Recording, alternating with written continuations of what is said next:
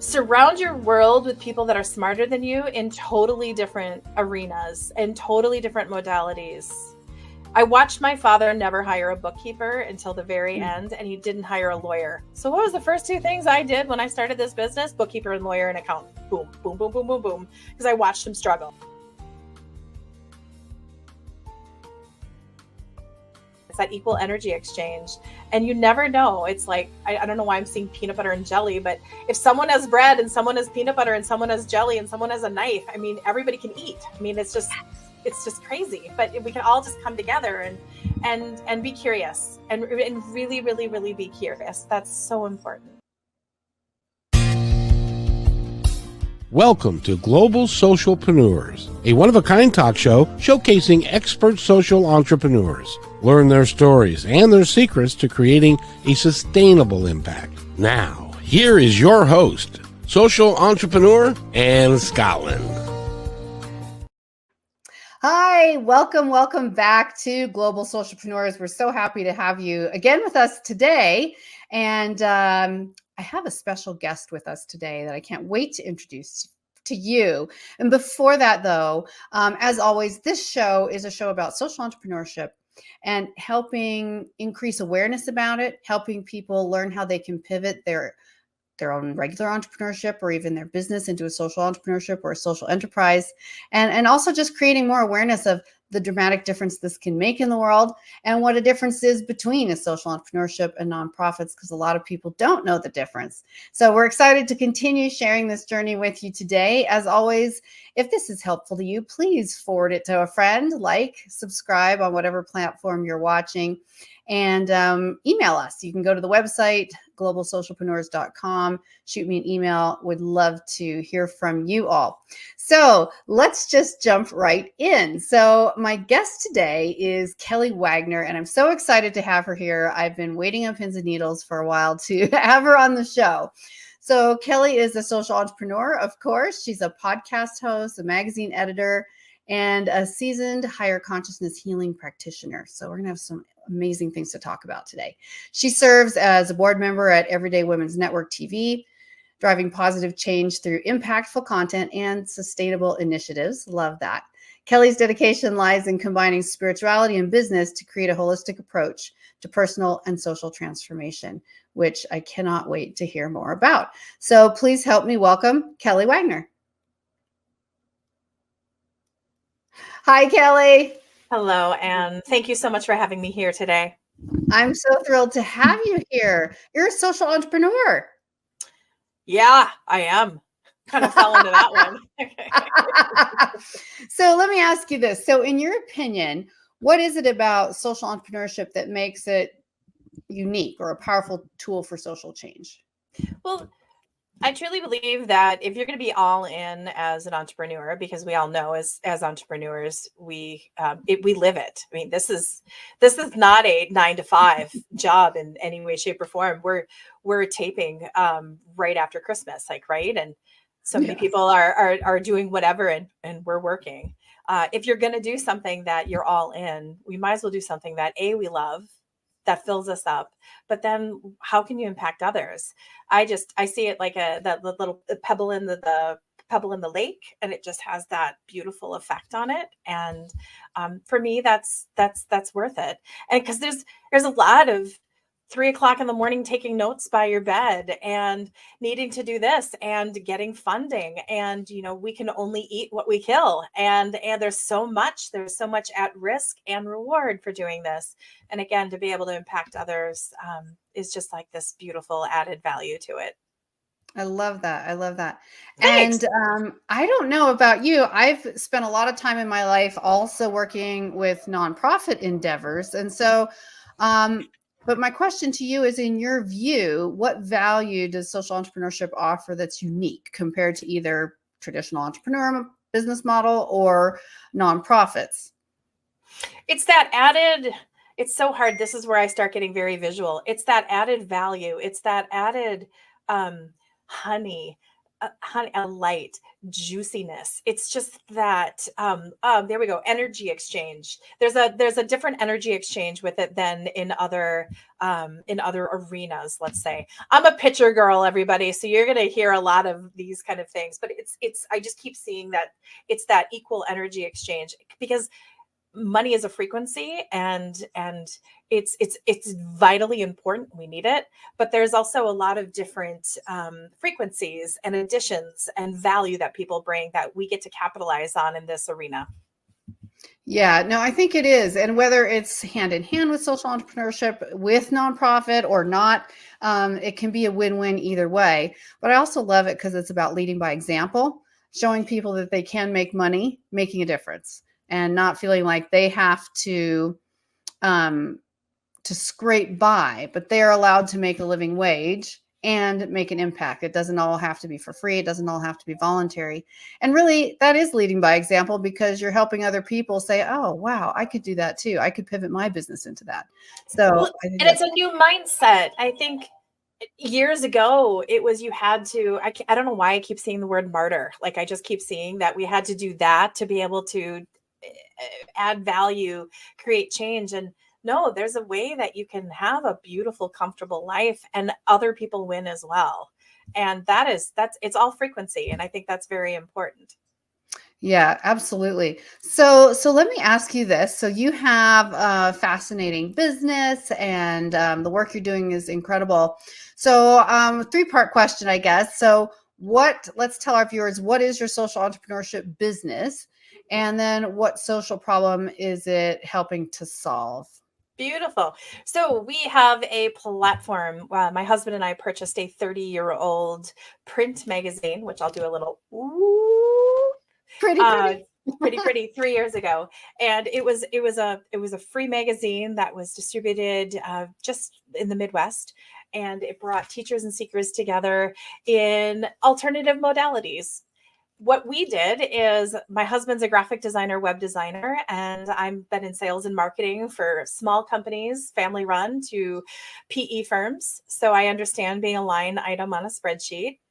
And so we brought that together, and we have the magazine, and we have our platform, which is our interviews and our podcasts. And then we also have experiences, which is from webinars to events and retreats. So we're bringing those 3 pillars together, because people don't want to be sold anymore. They want to be educated. They want to be nourished. They want to understand. I'll give an example.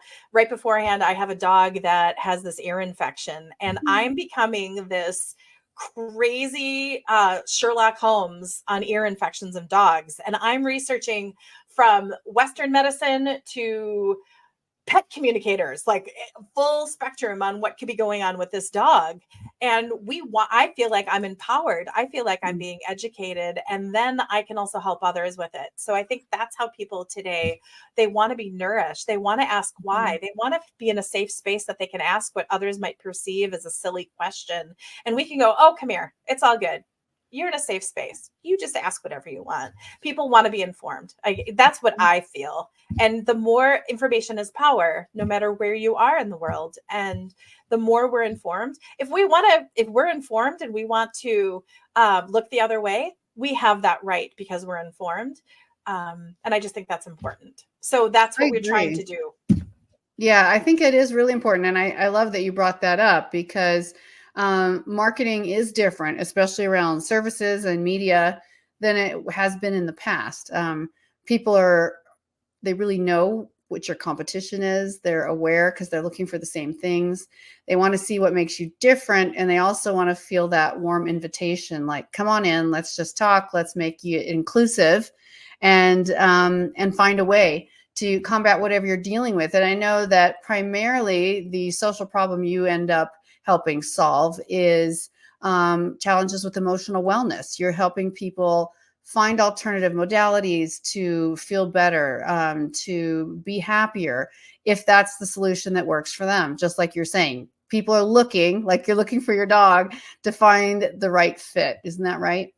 It's so true. And a lot of my private clients that I work with they've done it right. That's probably the best way to describe it. They went to the college that they were supposed to, and they graduated at top honors. They worked up the ladder in their career, whether it is their company or another person's company. They're successful. They're in a relationship that is successful. They have children or not children because they choose to. They live where they want to. They drive the car they want to. They're like, everything is where it should be, but they're like, something's missing. And that's my sweet spot. That's where I come in and go, okay, let's dig. Let's have fun. And you got to have fun during the whole thing. Like, joy and fun are so important. Yes. And my book is called Live for Joy, because I can't contain myself half the time. So joy is a huge, important word for me as well. I'm just taking that to the next level. And everyone's in that similar situation. Kind of, this is after the holidays, right? People get kind of in a funk and want to say, how can I make this year different from last year? How can I get from under these uncomfortable emotions that seem to hold me back from making progress or being more successful? And how do I understand myself better? So yeah, when you have all the things, or it seems like you have a lot of the things you're supposed to have, and you're still struggling to find your joy or happiness, then what next? So when we come back, we're going to talk about what you do specifically. But right now we're going to take a really quick commercial break. We'll be right back. Global Socialpreneurs is brought to you in part by Positive Talk Radio, KKNW 1150 AM in Seattle. Check them out at www.positivetalkradio.net. Welcome back to Global Socialpreneurs. I'm here with Kelly Wagner today, and we are talking about her social entrepreneurship and what she is doing with a multimedia company to create alternative solutions for people to find greater emotional wellness. So Kelly, let's continue. Tell me a little bit more about what your business model is for social entrepreneurship and what it is exactly that you do. Perfect. So I'm the publisher of, we own, the company that we own is the Community for Higher Consciousness. And I always forget that because it's such a mouthful, right? I still can't spell it myself. I have to spell check it, but it really starts with higher consciousness. And like what we were saying in segment 1, awareness. Information is power. Whether we want the information or not, information is power. So we have the three pillars of our platform. And the print magazine, it was so crazy when we started this 3 years ago, and so much was going away from print and digital. I just had this voice in my head that said, go to print, go to print, go to print. And it's expensive, by the way. Everybody that gets the Amazon packages, which by the way, I've had 3 dropped off this morning, it makes paper very expensive. So not only was I being drawn to go back to print, but glossy paper, which is just like, you could buy a car for as much as we're spending on these magazines, right? But I just was drawn to it. Mm-hmm. And as people have shared with me that with our magazine, they love the experience. We all have screen fatigue. We're on our computers all the time. So to be able to take a step back, it's like reading a magazine on your Kindle versus a magazine. There's an experience with print. I totally agree. I'm going to jump in there with the print, because I totally support that. I totally agree. In fact, my own book, Live for Joy, which is hardcover. Well, it's the preferred one. Glossy, full color illustrations on every page in the entire 280 pages. Like, you sit down, it's square, it's not rectangular. Like, it's just an experience. It's just like, there's something grounding and satisfying. So I'm like looking at your magazine going, and I know you've just sent me one. I can't wait to get my hands on it, because I really am a very tactile person. I'm very physiologically involved in my environment, and it does make a big difference for me. And I'm going to share this because it's just fun. My girlfriend just sent me a message this morning that she went to Barnes and Noble yesterday and could not believe day after Christmas, but that it was packed, and mostly with people in their 20s. and they were looking at books, reading books, sitting on the floor, looking at books, buying books. And she's like, I heard the rumor, but I was afraid it wasn't true. The next generation is liking the tactile. They were coming back to, oh yeah, electronics are great, but then the company quits and you lose all your content, and like people cancel your accounts and things disappear. And what about just like having a book on my shelf? And that made me so happy, because I have like books and magazines like crazy. It's like, as you do in I see your beautiful office there. I drive my team nuts because I handwrite everything still. And driving everybody nuts because I have all the tools to do everything digitally, but I have smelling markers still. I pick the color. Love it. I need it. It's how my brain processes. Yep.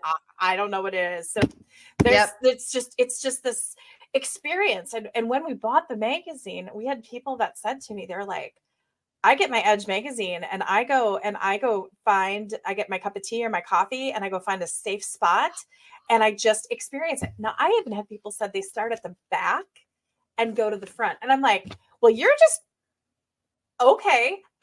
Okay. That's me. Okay, there you go. I did not understand that. That's not how my brain works, but people just, and they just drink it in. Yes. And I'm like, I have no idea why. I don't know if it's my dyslexia thing or what it is, but I do that. And people always are teasing me about it. Oh my gosh. But either direction, it's a beautiful experience. Yeah. And that's what you want. And that's why in our magazine is about connecting teachers and seekers together in a wide range of modalities and to normalize it. So one of the stories that we're writing for the next edition is on sound healing. Okay, who knew? So it's a modality that's been going around for years. I actually was out. My aunt passed away. I was out in Saratoga, Wyoming. There is this beautiful resort called Brush Creek Ranch. Highly recommend it. And they do sound healing. They do goat yoga and they do sound healing. And I was able to go to this little schoolhouse that was built like Laura Ingalls Wilde out in the West in like the 1800s. And I had this sound bath. And I'm dealing with my aunt dying. And I walked in this kind of, I don't want to say funk, but I was in a funk. And I laid down and there's a picture of me that I rolled over afterwards. And I just kind of did the peace sign and I was just so blissful. And I didn't have to take a drug. I didn't drink anything. I just sat and listened to these beautiful gongs and bowls and all of these different beautiful harmonizing symphony of these beautiful, and it was amazing. And this is a mainstream Western beautiful resort and they're embracing it as well. They have forest bathing. I mean, so there's all these modalities that I'm extremely curious about that I'm like, tell me more. Okay. Which is amazing. And what's also fascinating is that it's coming from all over the world. I think forest bathing is, I forget what it's called in Japanese, but that's a Japanese origin specifically. And sound meditation, which other cultures have done a bit better than us, I would say, to a certain extent, at least around your popular styles of music historically. And also just appealing to the senses differently, because we get so overwhelmed with the same kind of sound, sights, kind of giving your body a break from the everyday is really fantastic. And this is part of what you do in your own work with your clients as well, which is kind of offering them alternative ways of reconnecting and being unpacking, healthy. Right? I call it like, I help people unpack their bags oh God, I just sounded really Midwestern saying that. Unpack it in a different way, in a rather than just this standard way of going about it. I look at it like I put on AI goggles. So I put it on and I look around and I'm like, oh, there's a shiny thing over there. Let's go look into it and let's zoom in. Okay, what about this? Right? Yeah, it's a different way of taking things and basically putting it in a blender and then just seeing and then just asking what some people might call extremely crazy questions. And then they're like, oh, well, I did that in college. And then that happened when I was 8. Do you think that could have something impacting me right now? And it was like, it's all tied together. It is. Oh, I didn't know that. Okay, well, let's dive deep. Yeah. Well, and I think I'll jump in here because I think we got so excited we might have jumped ahead of ourselves, or I did, which was, so our viewers are probably wondering, what exactly do you do? So we know your business structure. We know you have a three-pronged media company that includes a show, a print magazine, and experiences, workshops, retreats, whatever that is as well. But let's just start with the magazine. What is the magazine content about? So it is called The Edge Magazine, and I'm the publisher. And it is very spiritual, very just introducing a lot of these different modalities, from thought leaders to the community. And then in the middle of it, that we have a directory. So we have this very vibrant directory of all of these different people that are extremely educated, well-versed, and trained in these different modalities that we're bringing together. They're vetted. They're the people that I turn to when I have a question or there's something that I want to look into, and they're trusted sources. So my concern in the mindfulness spirituality community is that the person that has the largest ad budget is going to be where people go. And I'm really finding that it's marketing, where there's my marketing brain, good for them. But I'm looking for people with, and I'm not saying that people don't, but authenticity and integrity, and the people that can go in and really dig deep and create a safe, sacred space for people to be vulnerable and to ask questions and be curious. And that's why the name of our show is the Being Curious Show. I truly believe that if we as a society, I'm going to COVID, I'm just going to do it. If we would have gone into COVID as a society and leaned in curiously, talking with one another rather than just accusing whatever side you were on, whatever you did, and just doing that.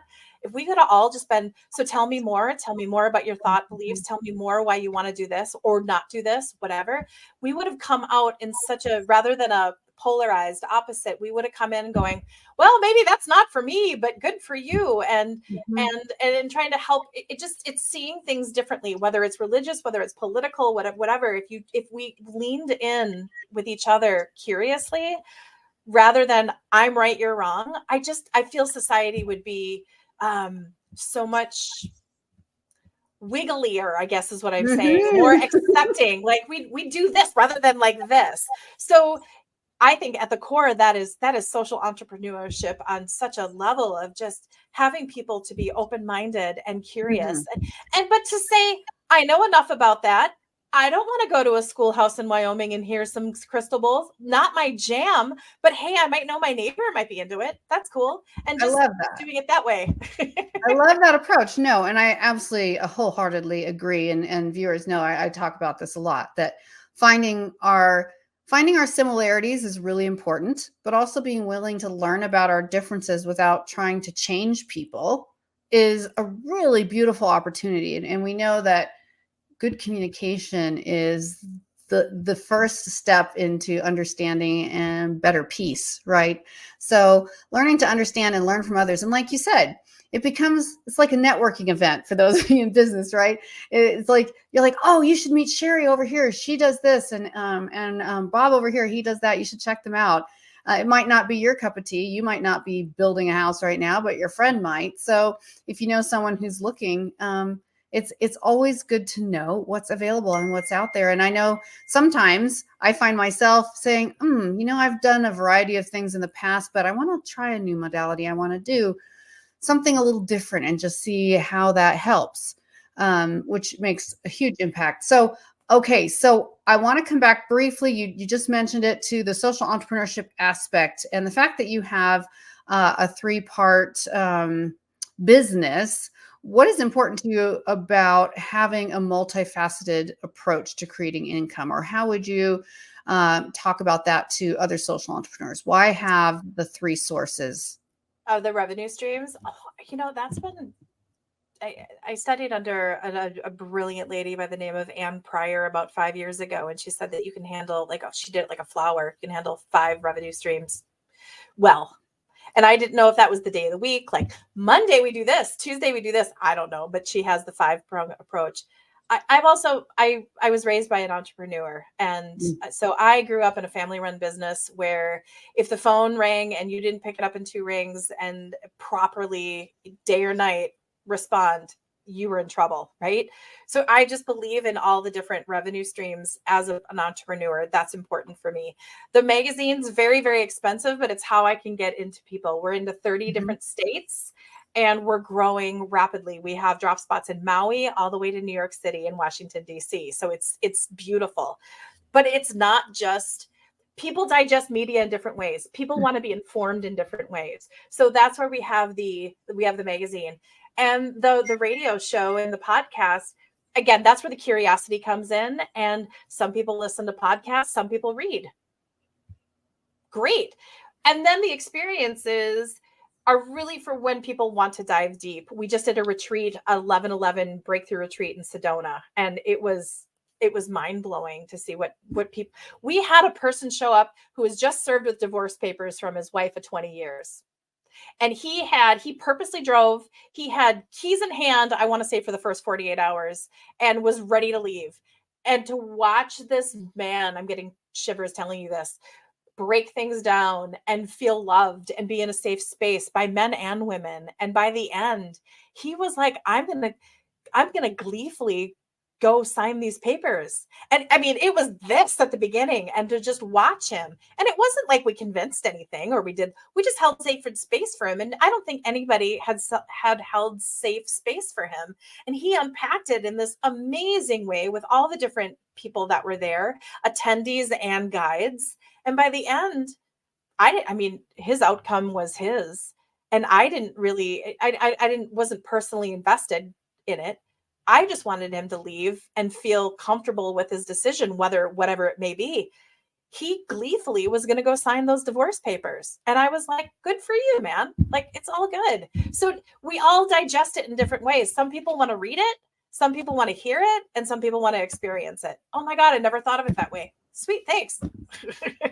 Well, and it's amazing too, because I've always told my clients, and especially entrepreneurs, you don't want to spread yourself too thin. But if you can come up with a business plan, and if you can come up with a business plan that keeps, several pots on the fire, that's really good. Several kettles on the stove, whatever you want to say, right?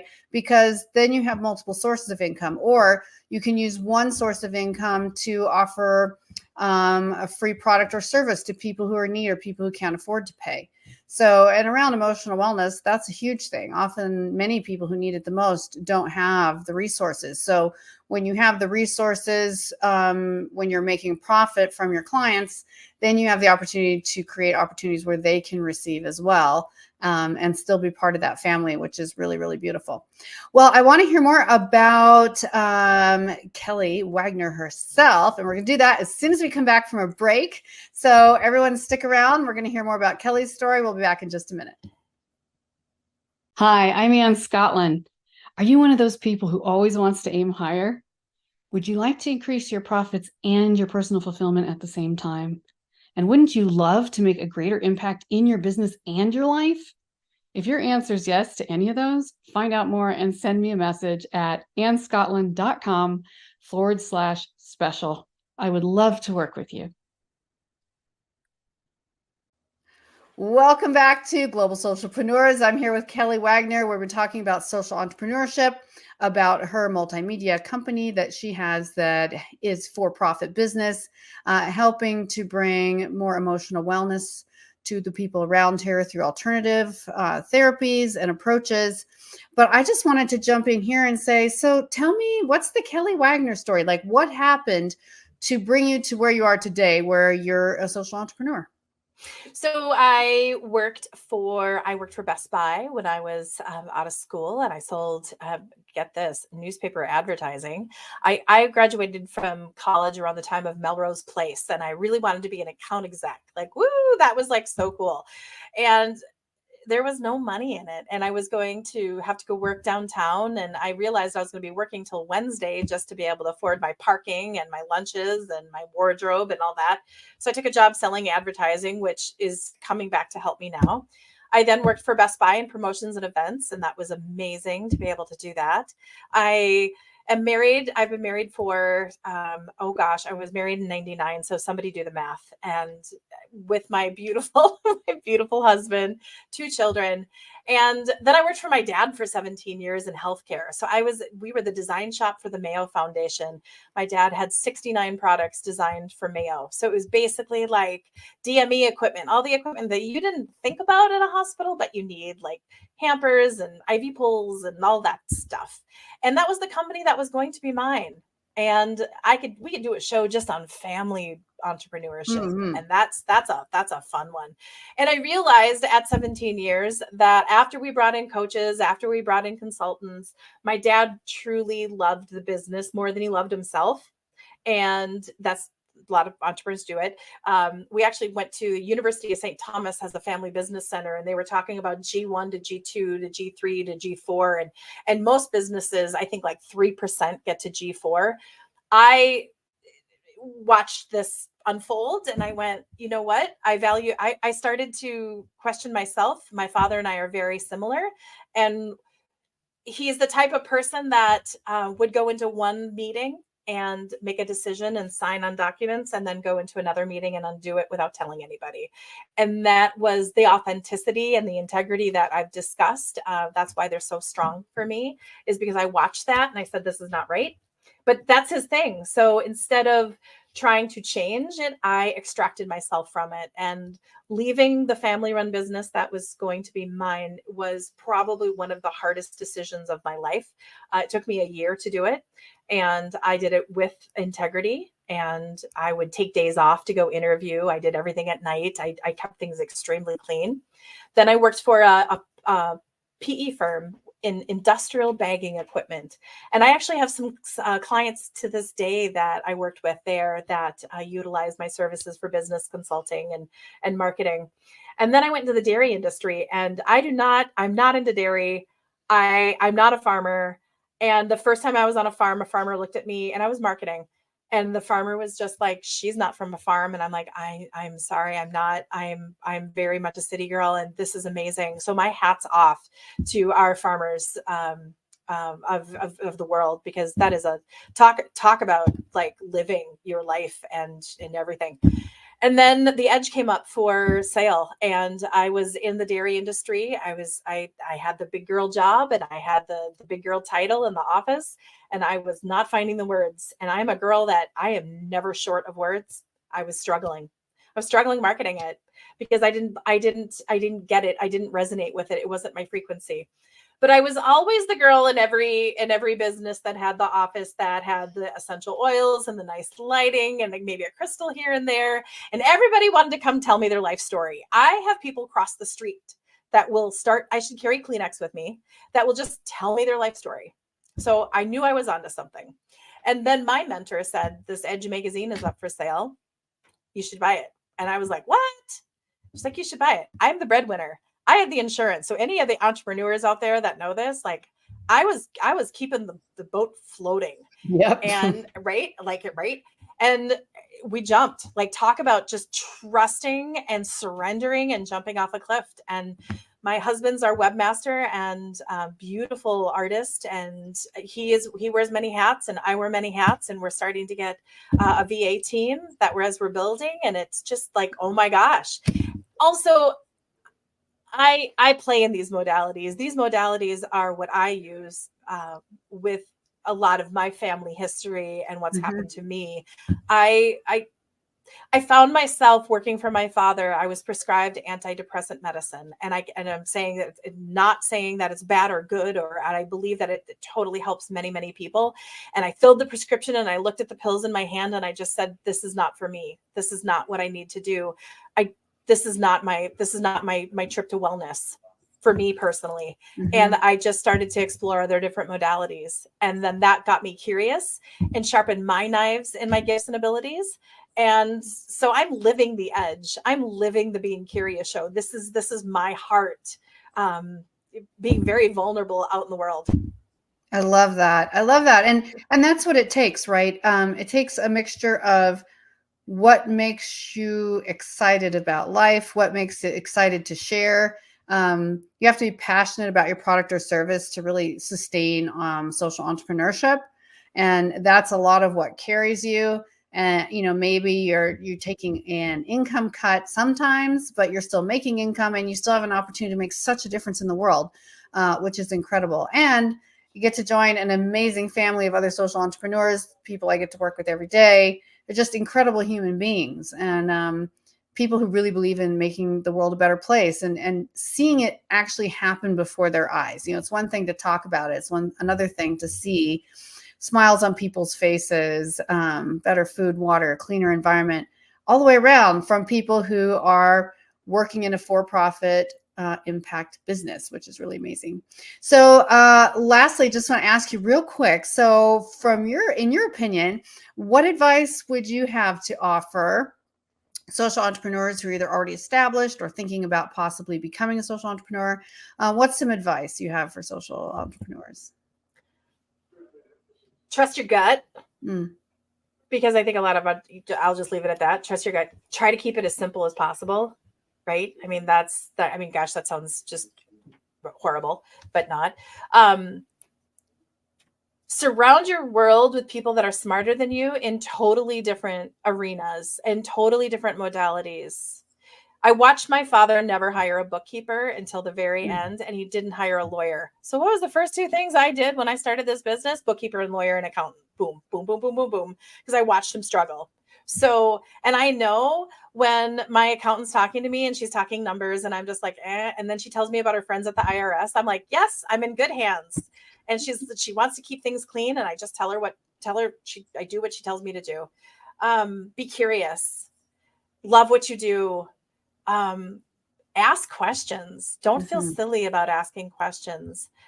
Take advantage, ask for help. I'll end it with that is it'd be okay asking for help. I've watched way too many people in my world just, I'm going to do it alone and I'm going to do this and that. There's so many people that if you are putting out goodness in the world, that if you're willing to give, it goes back to the beginning. It's that equal energy exchange. And you never know. It's like, I don't know why I'm seeing peanut butter and jelly, but if someone has bread and someone has peanut butter and someone has jelly and someone has a knife, I mean, everybody can eat. I mean, it's just crazy, but we can all just come together and be curious and really, really, really be curious. That's so important. I love that. And that curiosity and the ability to seek out others. So we're not reinventing the wheel, doing it all alone. One of our very recent episodes where we talked about mentorship and teamwork and building your team, which was just what you said now, which is, don't expect to do everything on your own.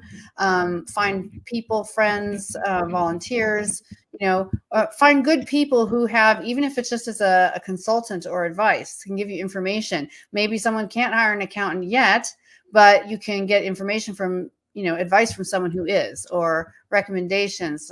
So yeah, creating a team, even if you are a 1 or 2 entrepreneurship impact program, which really makes a huge difference. And all of that advice is so good. Something that just popped in is utilize our wise people that have gone in front of us. There are organizations like SCORE and mentorship programs that are local and national, where they are either entrepreneurs or people that have retired that are industry leaders, and they don't just want to go do puzzles. They want to, and they don't just want to travel and go to Palm Springs. Like, they want to give back and tap into those resources, because I've had such great experiences with people, and they just want to give, and they know people too that they're like, oh, well, you should call this person or this person and tell them I sent you. And I've had a couple of those opportunities, and doors just fly wide open when you have those networking opportunities. Wow. That is a great idea for a whole nother episode. Actually, you got my juices flowing on that one. So amazing. Well, we're already out of time. It went so fast. It's been so much fun. Thank you, Kelly, so much for being here. We appreciate you. So excited for the work you're doing, and check out Kelly's information below, her magazine, her events, and her individual work. And And for all of you out there, please continue to like and subscribe. Please send us your questions, your emails. If you would like to help support this show, let us know. And if you know someone who is a social entrepreneur who would be amazing on this show, like Kelly, let us know, because we're always looking for amazing guests. So thank you all. We'll see you next time, streaming Wednesdays. That's at 9 a.m. Pacific, 5 p.m. Whoa, went straight to GMT, and 12 noon Eastern Standard Time. My brain is going around the world. Be well, as always. Be kind to others today, and be kind to yourself. We'll see you next time. Bye.